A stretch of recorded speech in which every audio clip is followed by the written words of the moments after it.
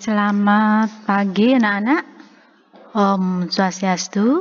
Kita berjumpa lagi ya di dalam pembelajaran secara daring untuk bidang studi sosiologi ya. Anak-anak kita materinya masih lanjut ya dengan materi pertemuan minggu yang lalu. Ya, tapi sebelumnya seperti biasanya ya kita selalu harus mengucapkan puji syukur kepada Tuhan Yang Maha Esa sebab kita masih bisa berkumpul, bertemu walaupun tidak secara langsung ya. Untuk mengucapkan terima kasih kepada Tuhan Yang Maha Esa. Jadi kita berdoa dulu sesuai dengan agama dan keyakinan kita masing-masing. Ya, berdoa mulai.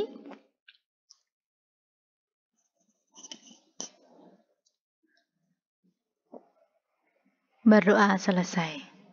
Baik anak-anak, ya, Ibu tetap ingatkan ya. Jadi Ibu selalu di awal maupun di akhir nanti selalu Ibu akan ingatkan untuk kalian mengisi daftar hadir. Sebab banyak di antara kalian yang katanya sudah mengikuti tetapi lupa untuk mengisi daftar hadir. Itu sama juga dengan tidak mengikuti.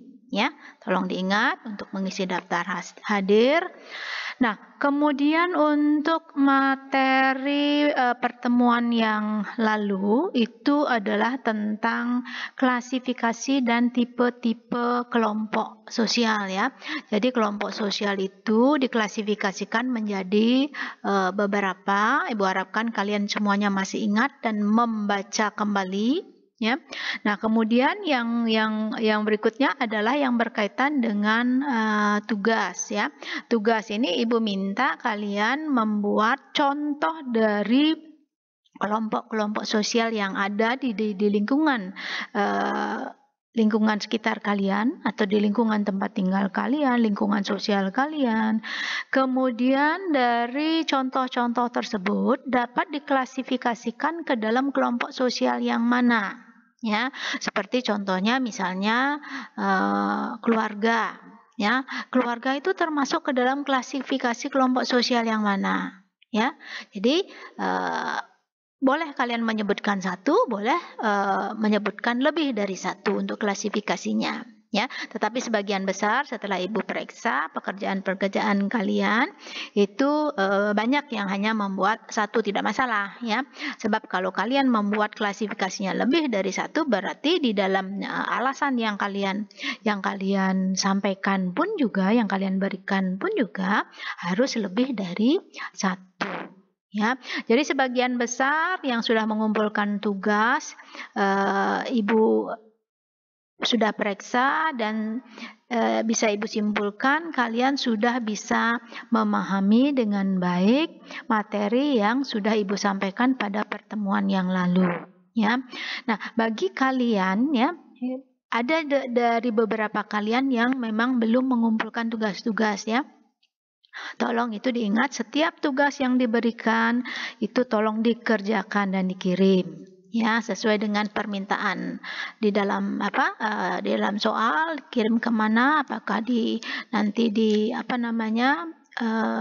Google Classroom atau media-media yang lainnya ya, sebab ini ada nilainya nak ya, tidak hanya sekedar tugas saja, semua satu persatu Ibu periksa. Ya, walaupun cukup berat, tetapi itu harus Ibu lakukan.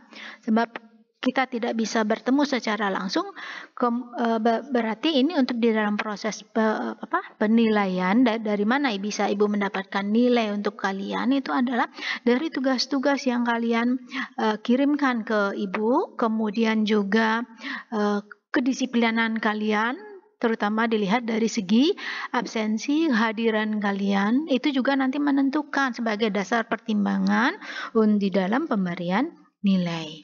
Ya, jadi tidak ada lagi alasan-alasan tidak mengikuti karena di kampung kah, apakah di kampung tidak bisa kalian mengikuti. Ibu kira bisa ya, Ibu kira bisa walaupun di kampung manapun, kecuali kalau kampungnya itu jauh terpencil sehingga tidak ada sinyal dan sebagainya ya.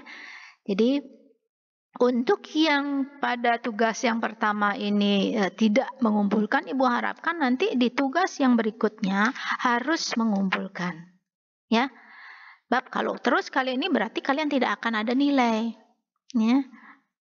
Jadi dari mana kalian akan bisa mendapatkan nilai? Ya, baik. Jadi itu Ibu kira yang perlu Ibu sampaikan di dalam pertemuan awal ini. Nah, sekarang kita akan lanjut dengan materi berikutnya. Ya, materi berikutnya sebagai sub pokok bahasanya adalah tentang dinamika kelompok sosial. Ya, apa sih itu dinamika? Ya, dinamika itu kan berasal dari kata dinamis. Dinamis itu apa? Bergerak. Jadi bisa dikatakan bahwa kelompok-kelompok sosial ini akan terus mengalami perkembangan, ya. Seperti yang mungkin kalian sering lihat dan dengar, munculnya kelompok-kelompok sosial yang baru. Nah, sebentar Ibu akan sampaikan kelompok sosial yang muncul akhir-akhir ini, ya. Nah, tujuannya Ibu kira kalian juga semuanya sudah memahami apa saja yang menjadi tujuan. Nah, di sini adalah mendeskripsikan dimensi hubungan antar kelompok. Jadi bagaimana dinamika kelompok sosial khususnya yang ada di Indonesia, ya. Kemudian, nah, kita mulai dari apa sih pengertian dari dinamika kelompok itu? Ya, dinamika kelompok itu merupakan interaksi yang teratur. Jadi ada interaksi yang teratur dari dua individu atau lebih. Jadi dua pun bisa juga. Dua individu atau lebih yang mempunyai hubungan psikologis secara jelas antar anggotanya. Ya, jadi hubungan psikologis antar anggotanya.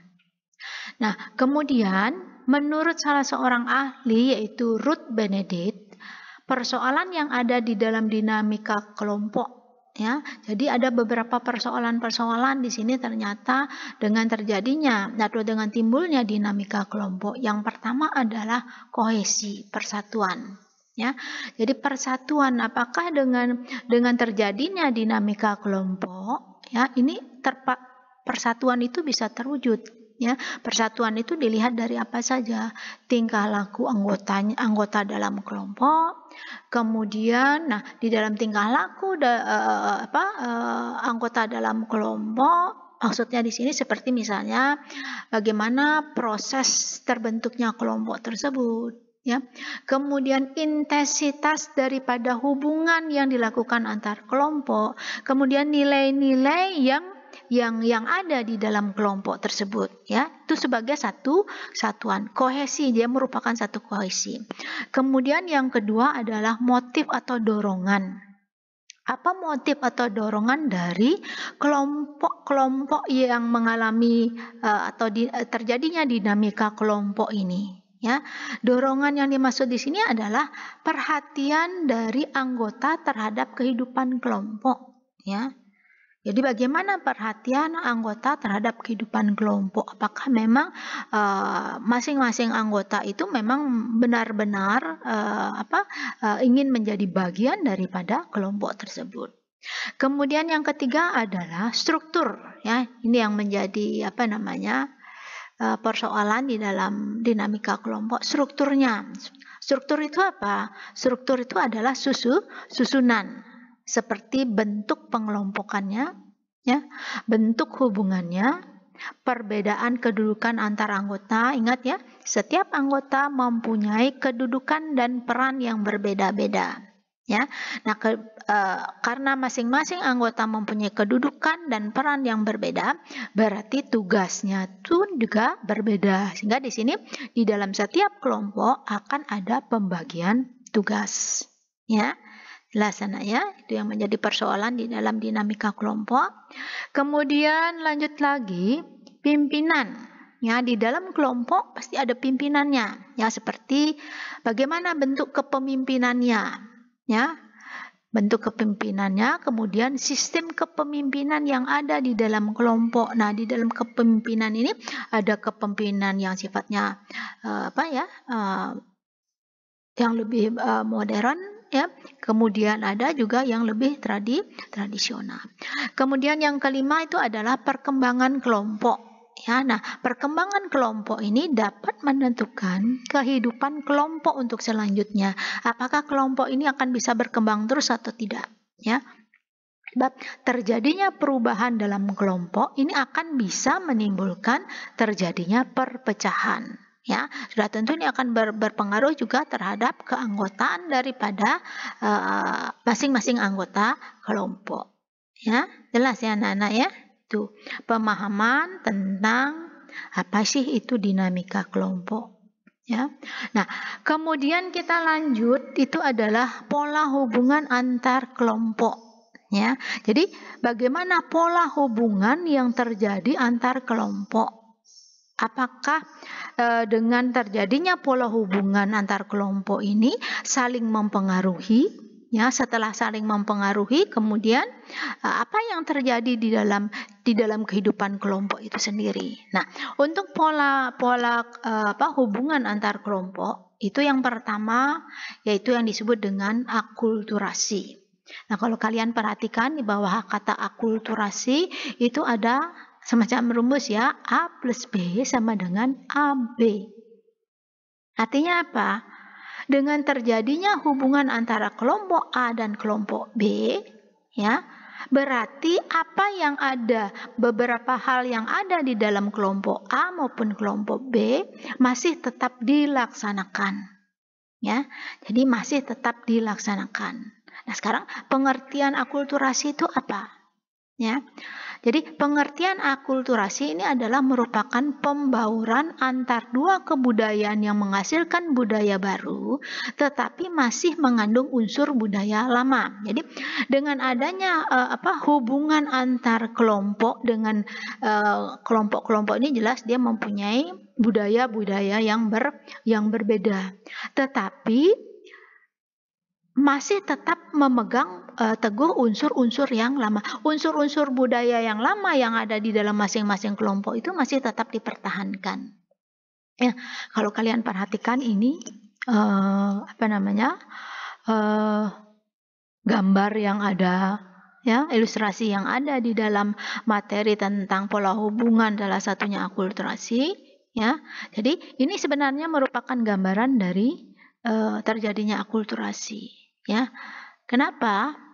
Nah, sebab kalau kita lihat dari segi pakaian ini sebenarnya berasal dari luar, bukan pakaian asli bangsa Indonesia. Tetapi kita ambil alih, digunakan oleh masyarakat. Nah, kemudian yang merupakan budaya Indonesia apa ini? Seperti misalnya memberikan salam ya kepada orang-orang terutama yang lebih tua. Ya, itu akulturasi. Banyak lagi contoh-contoh akulturasi yang lainnya ya. Jadi bisa kalian cari-cari nanti di internet ya. Contoh akulturasi. Baik, jelas ya anak-anak? Itu akulturasi. Jadi bisa dikatakan yang namanya akulturasi itu adalah pembauran antara dua unsur budaya di mana masing-masing budaya tetap mempertahankan budaya yang lama. Jadi kita mengambil alih budaya kelompok lain tetapi tidak menghilangkan unsur budaya yang asli yang ada pada kelompoknya sendiri. Ya. Kemudian kita lanjut yang kedua, ya. Pola hubungan yang kedua, pola hubungan antar kelompok yang kedua yaitu yang disebut dengan dominasi, ya, dominan, menguasai ya. Jadi bisa diartikan sebagai suatu keadaan di mana suatu kelompok ras yang menguasai kelompok lain ya.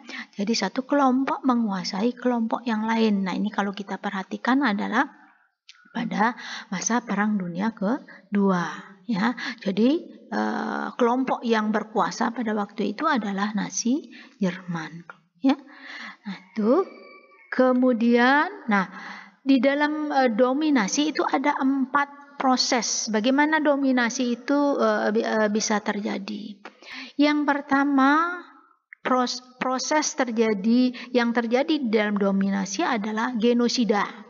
Ya, jadi kelompok-kelompok yang mendominasi, menguasai, ini bisa melakukan pertama dengan melakukan tindakan genosida. Apa itu genosida? Pembunuhan dengan sengaja dan sistematis. Kita bisa lihat pada masa Perang Dunia Kedua apa yang dilakukan oleh kelompok Nazi terhadap kelompok-kelompok yang lainnya, ya. Jadi di sini bisa dikatakan ada upaya untuk menghilangkan satu kelompok. Ya, itu genosida.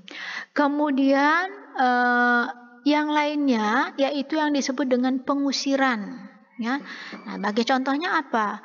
Pengusiran di sini adalah warga Palestina oleh pemerintah Israel, ya, dari tepi sungai Yordan. Sampai sekarang pun juga ya masih terjadi konflik antara Palestina dengan Israel. Jadi ini merupakan salah satu upaya untuk menguasai bangsa Palestina oleh Israel. Kemudian yang C di sini adalah segregasi. Apa itu segregasi? Segregasi ini adalah pemisahan antara warga kulit putih dengan warga kulit hitam. Nah, segregasi ini banyak terjadi di Amerika, kemudian juga di Afrika Selatan, ya. Di Afrika ini yang dikenal adalah politik apartheidnya, ya.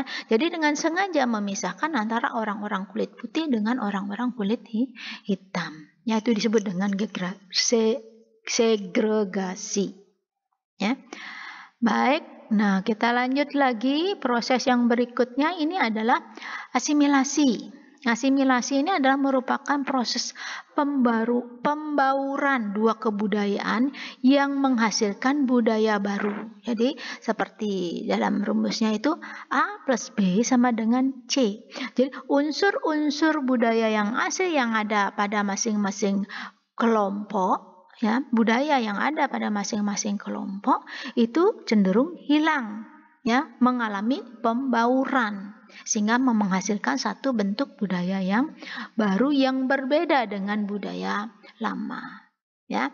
Nah, ini kalau kita perhatikan di dalam ilustrasi gambar ini, ya, ini adalah merupakan pembauran antara busana tradisional dengan busana di kerajaan, ya, busana tradisional, ya, dengan busana yang berasal dari bangsa-bangsa yang pernah menjajah di Indonesia, ya. Bahkan ini kalau kita perhatikan di gambar ini sebenarnya perayaan dalam rangka Gong Xi Fa Cai, ya. Gong Xi Fa Cai ini perayaan agama apa? Orang-orang Tionghoa, ya. Jadi ini terjadi pembauran, ya. Jadi mungkin masih kita bisa lihat ada beberapa unsur batiknya mungkin digunakan, tetapi cara menggunakan, ya, itu yang dimaksud dengan asimilasi, ya. Nah, kemudian sekarang pola hubungan yang ketiga adalah paternalisme. Jadi kalau yang pertama itu ada kulturasi, yang kedua dominasi, kemudian yang ketiga adalah paternalisme, ya. Nah, paternalisme, apa itu paternalisme? Paternalisme ini adalah bentuk dominasi kelompok ras pendatang atas kelompok ras pribumi. Ya, jadi ada dominasi kelompok ras pendatang. Nah, ini yang Ibu berikan contoh adalah kelompok etnis Tionghoa menguasai bidang industri di Indonesia. Kelompok Tionghoa ini kan mereka termasuk ke dalam ras pendatang, ya, kelompok pendatang, ya. Itu bisa kita gunakan sebagai pengertian dari paternalisme, ya. Kemudian, nah, di dalam paternalisme, dengan terjadinya paternalisme ini ada upaya dominasi kelompok ras pendatang atas kelompok ras pribumi, sehingga ini akan menurut Banton akan melahirkan 3 bentuk masyarakat, ya.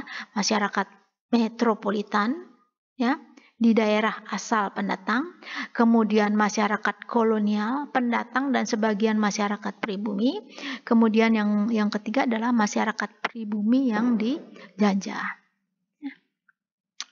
Nah, kemudian pola hubungan antar kelompok yang keempat ini adalah integrasi. Apa itu integrasi? Ya, integrasi ini bisa kalau kita lihat artikan bisa berarti penyatuan. Nah, kalau kalian perhatikan di dalam ilustrasi, ya, kenapa harus lengan itu disilangkan? Kenapa tidak misalnya tidak harus disilangkan? Kenapa harus disilangkan? Ini menunjukkan bahwa dengan perbedaan-perbedaan yang ada antar bangsa ini, kalau kita perhatikan mereka adalah berasal dari negara-negara yang berbeda-beda. Kemudian bagaimana dengan perbedaan ini mereka bisa bersatu, ya. Jadi bagaimana upaya kita mempersatukan perbedaan-perbedaan yang ada? Ya, sesuai dengan pengertian integrasi itu sendiri, suatu pola hubungan yang mengakui adanya perbedaan ras dalam masyarakat. Jadi dari simbol yang kita lihat di dalam ilustrasi ini bahwa masing-masing mereka yang berasal dari ras yang berbeda, ya, mengakui keberadaan mereka, ya. Jadi mengakui, jadi perbedaan itu tidak menjadi perhatian yang khusus buat mereka, tidak menjadi masalah buat mereka. Ya, saling menghargai, adanya toleransi. Bagaimana kita mempersatukan perbedaan-perbedaan yang ada, ya. Nah, kemudian pola hubungan yang berikutnya ini adalah pluralisme. Apa itu pluralisme? Pluralisme ini merupakan suatu pola hubungan yang mengakui adanya persamaan hak politik. Maaf ya.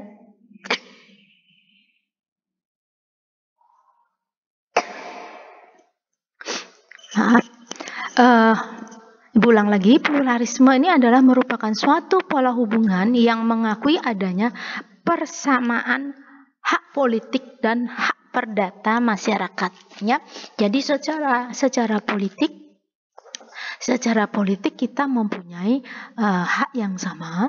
Kemudian secara perdata dari segi hukum pun juga kita mempunyai hendaknya juga mendapatkan perlakuan yang sama. Ya, nah menurut salah seorang ahli yaitu Furnival, masyarakat majemuk itu adalah suatu masyarakat yang di dalamnya terdapat berbagai kelompok yang berbeda, ya. Jadi kenapa di sini ibu cantumkan masyarakat majemuk, karena dari hubungan yang terjadi antar kelompok ini akan menimbulkan adanya satu masyarakat yang majemuk atau masyarakat heterogen atau masyarakat yang beragam.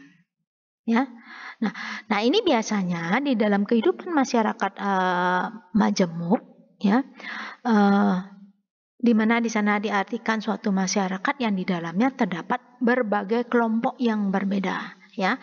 Masing-masing anggota kelompok itu mempunyai status dan peran yang berbeda, ya. Nah, kalau kita lihat di sini, ya, apa yang ada di dalam masyarakat Indonesia pada zaman penjajahan kolonial Belanda, ya, yang terdiri bahwa masyarakat kita itu terdiri dari 3 kelompok ras yang hidup berdampingan, ya, yang hidup berdampingan dalam satu satuan politik namun terpisah mereka.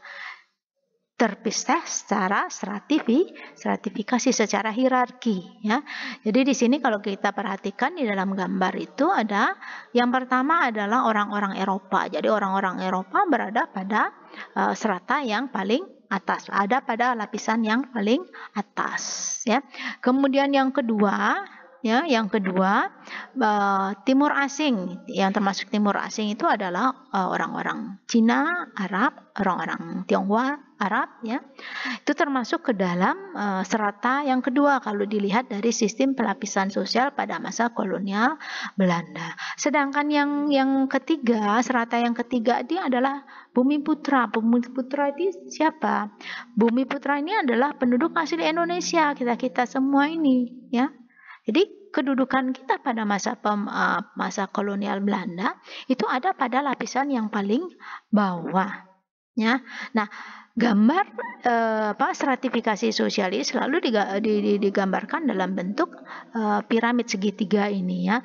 Bab ini sebenarnya ada artinya ya, tidak hanya gambar segitiga saja, tetapi ini menunjukkan jumlah ya. Kalau pada strata yang atas, yang paling atas, yang di puncak, itu menunjukkan bahwa jumlahnya lebih sedikit dibandingkan dengan strata yang paling bawah. Demikian juga strata yang kedua dan sebagainya ya. Jadi ini penjelasan dari atau tambahan dari pluralisme. Pluralisme itu bisa diartikan sebagai kemajemukan juga ya.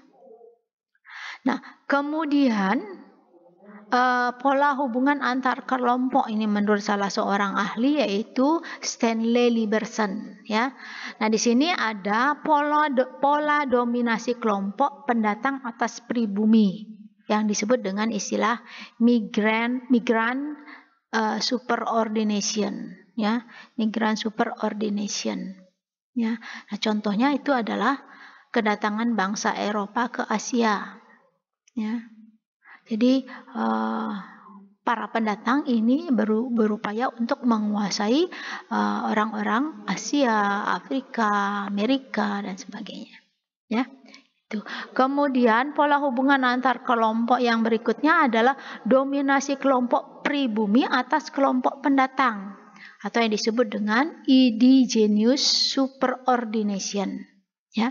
Indigenous superordination. Jadi kelompok pribumi yang mendominasi kelompok pendatang. Contohnya adalah dominasi kelompok kulit putih Prancis atas kelompok pendatang dari Aljazair. Jadi orang-orang yang para migran yang berasal dari Aljazair, Cina ataupun Turki itu dikuasai oleh kelompok orang-orang kulit putih yang di Prancis.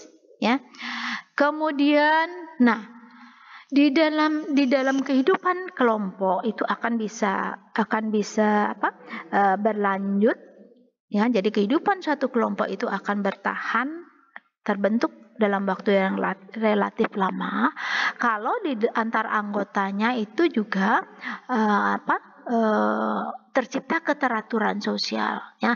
Untuk keteraturan sosial itu ada beberapa unsur-unsurnya, yaitu ada pola ya. Pola itu terbentuknya melalui satu proses yang berulang ya, yang kemudian menjadi model atau acuan. Seperti contohnya di sini yang Ibu sebutkan, setiap individu mematuhi dan melaksanakan nilai dan norma sesuai statusnya. Statusnya sebagai apa?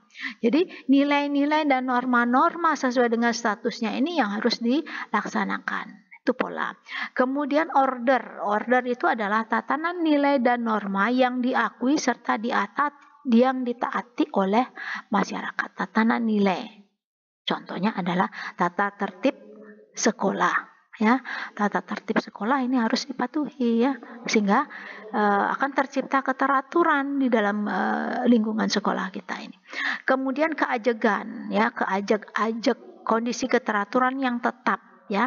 Artinya tanpa perlu diingatkan lagi, kalian sudah melaksanakan apa yang menjadi aturan yang ada di dalam kelompok sosial tersebut ya. Misalnya apa? Mengenai masalah pakaian sekolah ya. Senin dan Selasa siswa SMA PGRI 2 menggunakan pakaian seragam putih abu ya. Itu sudah merupakan keajegan. Jadi bagi kalian yang misalnya kadang-kadang ada juga ya anak-anak yang suka yang melanggar pada waktu yang seharusnya menggunakan pakaian putih abu ya, kemudian melanggar putih hitam ya, biasanya dengan berbagai alasan, apakah robek, apakah celananya dicuci dan sebagainya, masih di laundry dan sebagainya. Ini akan mendapatkan sanksi ya. Tujuannya apa? Untuk bisa menciptakan keteraturan sosial itu sendiri ya. Perlu diajakkan. Jadi perlu disosialisasikan. Kemudian unsur pembentuk keteraturan sosial yang berikutnya adalah tertib sosial, ya. Tertib sosial. Apa itu tertib sosial, ya? Tertib sosial ini merupakan adanya keselarasan tindakan masyarakat dengan nilai-nilai norma yang berlaku di dalam kelompok tersebut. Jadi harus ada keselarasan antara tindakan dengan nilai-nilai norma maupun aturan yang ada. Sebagai contohnya misalnya untuk menciptakan kelancaran arus lalu lintas, maka setiap pengguna jalan harus mematuhi aturan berlalu lintas, ya. Jadi tidak ada yang melanggar. Kalau ada yang melanggar berarti belum tercipta tertib sosial, ya. Itu Bu Kira. Nah, kemudian sekarang kita lanjut dengan kelompok-kelompok apa saja sih yang muncul, yang mengalami perkembangan, ya. Selain kelompok-kelompok yang sudah Ibu sampaikan pada pertemuan minggu yang lalu, yaitu kelompok okupasional. Apa itu kelompok okupasional? Kelompok okupasional itu merupakan kelompok sosial yang muncul sebagai akibat semakin memudarnya fungsi kekerabatan, ya, di mana kelompok ini timbul karena anggotanya memiliki profesi yang sama, atau dengan kata lain, kelompok okupasional ini adalah merupakan kelompok sosial di mana anggota-anggotanya mempunyai profesi yang sama. Sebagai contohnya apa? IDI misalnya. Tahu IDI? Ya, Ikatan Dokter Indonesia. Jadi mereka misalnya yang menjadi guru boleh masuk di dalam IDI? Sudah tentu tidak, karena profesinya sudah berbeda. Kemudian ada Asosiasi Sarjana Farmasi, ya, itu termasuk dalam kelompok okupasional. Kemudian ada PGRI, Persatuan Guru Republik Indonesia, ya, itu kelompok okupasional. Kemudian kita lanjut kelompok volunteer, ya. Volunteer, ya, merupakan kelompok yang memiliki kepentingan yang sama namun tidak mendapatkan perhatian yang sama dari masyarakat. Jadi artinya masyarakat kurang memberikan perhatian terhadap keberadaan kelompok sosial tersebut. Biasanya kelompok volunteer ini merupakan kelompok-kelompok yang keberadaannya sifatnya hanya situasional. Jadi saat-saat tertentu saja. Sebagai contohnya misalnya relawan bencana alam. Jadi kelompok relawan bencana alam ini biasanya muncul hanya pada saat terjadinya bencana. Jadi kemunculannya tidak setiap saat. Jadi kalau ada bencana mereka akan berkumpul untuk melakukan kegiatan meringankan beban korban bencana alam, ya. Kemudian kelompok yang lainnya adalah kelompok pencinta alam. Ini juga termasuk kelompok volunteer, ya. Jadi kelompok volunteer, ya. Jelas ya anak-anak, ini beberapa dinamika kelompok sosial, ya. Nah, nanti kalau ada yang tidak jelas silahkan kalian tanyakan melalui WA, melalui WhatsApp pada Ibu langsung boleh, atau melalui Google Classroom misalnya, silahkan kalian tanyakan di sana. Pasti akan Ibu berikan respon, ya. Nah, ini kalau kalian perhatikan ilustrasinya, ya, gambarnya, ini kelompok okupasional, ya, PGRI, ya. Kemudian, nah ini kan semua adalah profesinya sebagai guru, ya. Nah, kemudian ini kelompok volunteer, ya, volunteer. Nah, di sana ada ASEAN Young Professional Volunteer Corporation, ya, kelompok. Jadi ini tidak hanya terbatas pada di Indonesia, tetapi sampai di negara-negara Asia, ya. Itu ada beberapa kelompok, ya. Nah, itu Bu Kira materi yang Ibu bisa sampaikan untuk pertemuan kali ini ya.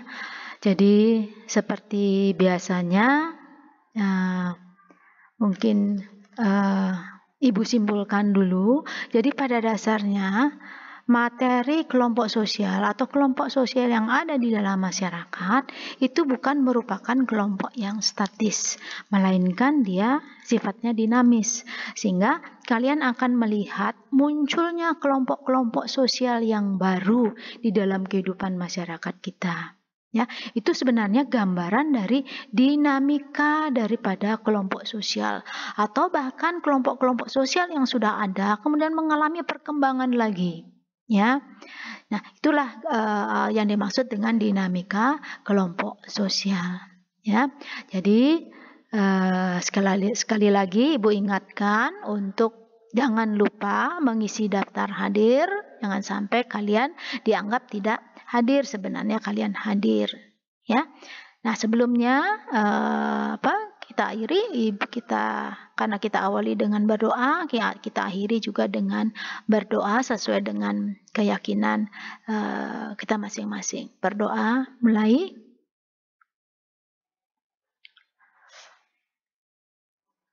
Berdoa selesai.